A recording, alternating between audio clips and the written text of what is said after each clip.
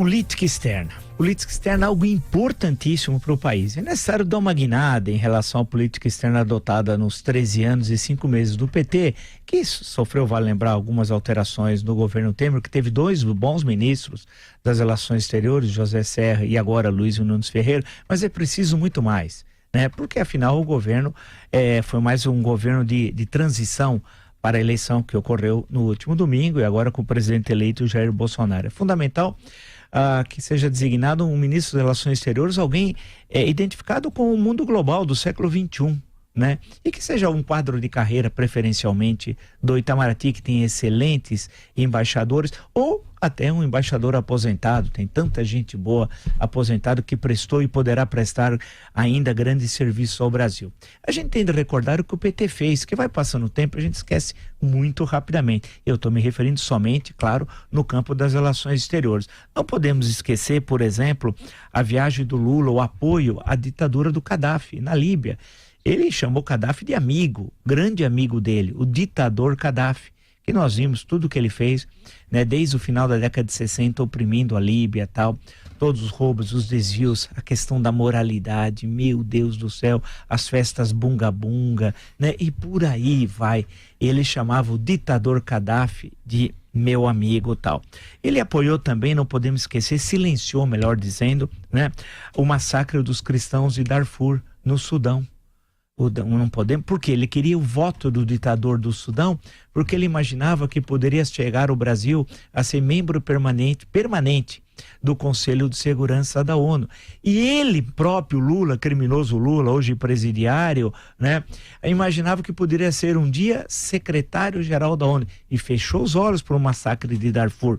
Mas nada fez. Não podemos também esquecer o apoio dado a FARC, as auto-intituladas Forças Armadas Revolucionárias de Colômbia. Que apoio foi dado? Vamos lembrar o papel de Marco Aurélio, triste papel de Marco Aurélio Garcia, desse apoio do governo brasileiro, do governo petista aos terroristas da FARC, né? E poderíamos lembrar também quando o Brasil apoiou a candidatura de um egípcio antissemita para ser diretor-geral da Unesco. O Brasil apoiou um antissemita, aquele que queria queimar todos os livros que fizessem referência à cultura judaica. Não podemos nos esquecer disso. Eu não me esqueço, né, Lula? O Lula hoje está nessa hora, não sei se ele poderia estar nos assistindo, viu? Muitas vezes é só colocar na televisão, viu, Lula? É possível via celular, o computador que você tem condições de prisão que são inacreditáveis, né? Nos assistindo. A questão da Unesco, né? Não podemos esquecer a questão da Unesco, triste papel na questão da Unesco. Devemos lembrar da política externa petista, criminosa, traidora da pátria, outros pontos, feitos por Celso Amorim, Celso Amorim, que seria candidato até ao governo do Rio, alguns diziam a presidência da República. Onde está Celso Amorim? Vamos lembrar 2009, Honduras, o episódio do Zelaya. Vocês devem se recordar do Zelaya, né? Esse presidente, tendo contas a acertar com a justiça hondurenha, invadiu a embaixada brasileira e passou lá meses. Vocês lembram do Zelaya com o chapelão, né? Deitado num sofá na embaixada brasileira, tocando violão, ali com os pés em cima do sofá. Foi uma festa durante meses.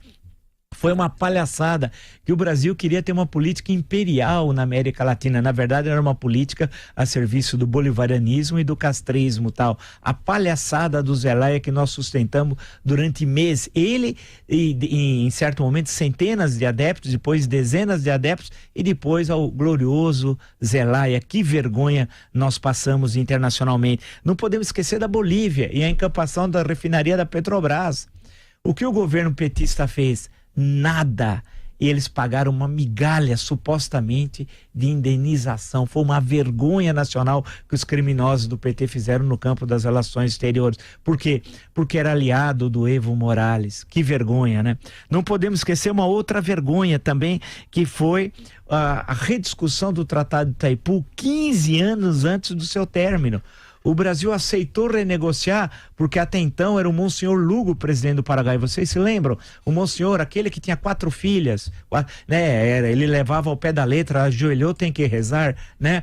Esse Monsenhor Lugo fez com que o Brasil renegociou o tratado 15 anos antes e aumentou o pagamento ao Paraguai da energia recebida em 3 vezes. 3 vezes! né? E lembrar que na construção do Itaipu, o Paraguai entrou com o quê? Com a água. Com a água. O Brasil entrou com tudo, né? Bem, esses não são todos, mas só alguns tristes momentos da política externa petista.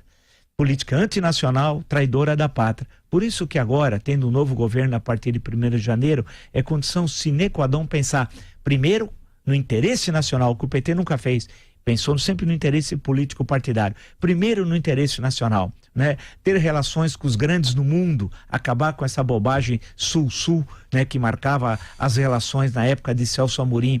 O Brasil tem de pensar de ser uma grande potência. O Brasil potência é um destino nacional.